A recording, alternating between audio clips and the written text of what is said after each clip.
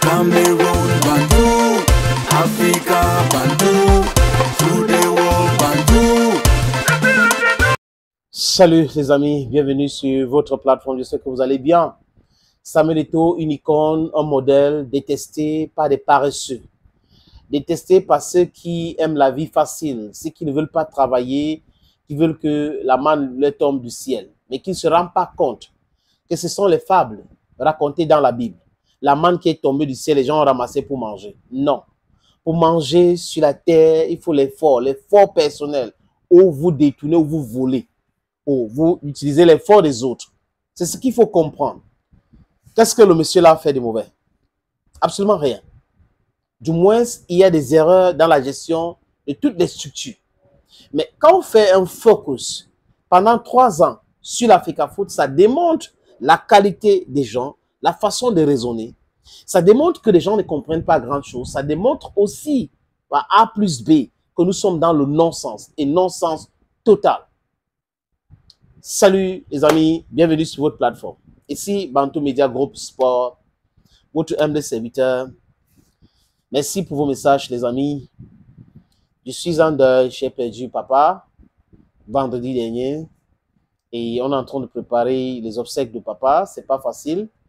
Mais bon, les ancêtres africains, les dieux de l'Afrique, nous donnent la force nécessaire, l'énergie nécessaire de pouvoir surmonter ces difficultés. Je crois que dans mes podcasts, je vais lui rendre hommage. Comme vous pouvez le constater avec cette image-là, ça c'est mon papa. Je vais lui rendre hommage. Il mérite cet hommage-là. Il m'a inculqué beaucoup de valeurs, d'honnêteté, de valeurs, de bon sens, de la justice. Il était là pour. Il m'a raconté beaucoup d'histoires qui a forgé l'homme que je suis aujourd'hui. Donc, grâce à lui, je suis ce que je suis. Merci beaucoup. Merci pour tout. Merci pour vos messages. Je vais essayer, quand le programme va sortir, de vous communiquer le programme des obsèques de papa. C'est pas facile, les amis, mais bon, on va y aller, on va faire avec. Hein. C'est la vie. C'est ça. Bon, les amis, si je vous dis que Samuel Eto'o fils est détesté par des gens qui ont été toujours là dans le football, qui sont des braconniers, qui sont des détourneurs, des gens qui ne veulent pas payer les salaires, vous allez dire quoi? Est-ce que quelqu'un va discuter? Nous sommes en 2010, quand Charles Ateba écrit le livre, le football, le sport camerounais a été pris en otage par des braconniers. Et ces braconniers ont toujours pignon sur rue dans notre football, les amis, jusqu'à aujourd'hui. Dans le sport et de manière spécifique dans le football. C'est les mêmes gens qui détournent l'argent, les mêmes gens qui refusent de payer les salaires des joueurs, les mêmes gens qui ont créé des clubs parce qu'il y avait la subvention de l'État, les mêmes gens qui fonctionnent de façon opaque et qui ne veulent pas qu'on les demande les comptes. Ça ne les intéresse pas. Il ne faut pas les demander les comptes. On les demande les comptes, ça devient quelque chose de très mauvais. Vraiment, vous faites ça, ce n'est pas normal, ce n'est pas ceci. C'est quand même terrible. C'est terrible. Mais est-ce que nous allons continuer à accepter ça? La réponse pour ma part est non. On ne doit pas accepter ça. Il faut dénoncer cela. Je ne dis pas que Eto'o n'a pas de défauts. Comme tout être humain et comme tout gestionnaire, il y a des petites erreurs. Mais est-ce que ces erreurs sont plus importantes que la plus-value qu'il apporte dans le sport, dans le football, dans la fédération, la gestion des affaires de la fédération? Non. Dernièrement, le 1er mai, il a pris la parole devant les employés de la fédération camerounaise de football. Il a parlé des salaires. Vous savez, depuis très longtemps, on nous a perturbé les tympans avec les histoires de paiement des salaires. Il y a un problème de salaire à l'Africa-Foot. Mais on n'avait jamais vu quelqu'un de l'Africa-Foot qui avait fait une sortie. Clairement, c'est qu'il y a un employeur, on a des gens à l'intérieur. Et les gens qui ont démissionné, personne d'entre eux n'a parlé de salaire. Personne. Jusqu'à aujourd'hui, personne n'a parlé de salaire. Ils sont même des critiques comme Ernest Obama, de Samuel Eto'o fils et la fédération aujourd'hui. Mais jamais n'ont parlé de salaire. Donc, d'où venait cette histoire de salaire? Vous comprenez? Donc, on est dans la manipulation. Les gens veulent manipuler l'opinion, veulent manipuler tout le monde. Ils veulent être... Ils sont là à raconter des narratifs bidons. Et il faut que tout le monde croie. Donc, je répète, tous ceux qui sont en train d'insulter, parce que critiquer c'est normal, hein, il faut critiquer. Pour qu'on puisse avancer dans la vie, il faut que les gens puissent nous critiquer de façon constructive. Mais si vous vous rendez compte que quelqu'un est en train d'insulter quelqu'un de façon répétée ou répétitive, ça veut dire qu'il y a anguille sous roche.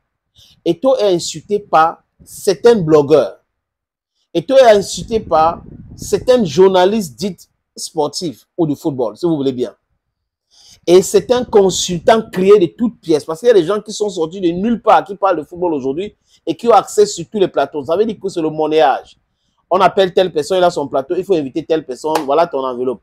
Tel invite telle personne, tu as l'enveloppe. Les mêmes personnes invitées sur les mêmes plateaux, parfois pour raconter des inepties. Je vous avais parlé de l'histoire de la société de transit qu'on avait créée à la Fédération camerounaise de football pour faire quoi? Pour dédouaner les conteneurs. Je vous avais parlé de cette structure créée. Et ça reste toujours d'actualité. C'est les mêmes gens, les mêmes méthodes, le même fonctionnement. Et comme on a bloqué beaucoup de choses, qu'est-ce qui se passe-t-il maintenant? Toi, fais ceci, toi, monté. Il ne devait pas dire qu'il est plus intelligent. Il devait dire qu'il est sage. Il est ceci. Les gens qui ne comprennent même pas le français, qui disent qu'ils ont appris à l'école. Donc, ils ont les diplômes. Mais ils ne savent pas faire la différence entre avoir un diplôme, être intelligent. Être intelligent et être intellectuel. Ils ne savent pas faire la différence. Mais ils vont écumer les plateaux. Ils vont être sur les réseaux sociaux en train de raconter des bêtises. Les dictionnaires existent. Ils peuvent aller consulter pour savoir. Première définition, deuxième, et ça veut dire quoi ici, pour mieux comprendre. Mais comme c'est la haine qui les anime et que des gens, certaines personnes qui les suivent adorent quand on insulte Eto'o, c'est quoi qu'ils jouissent même. Ils sont dans l'état de l'extase totale.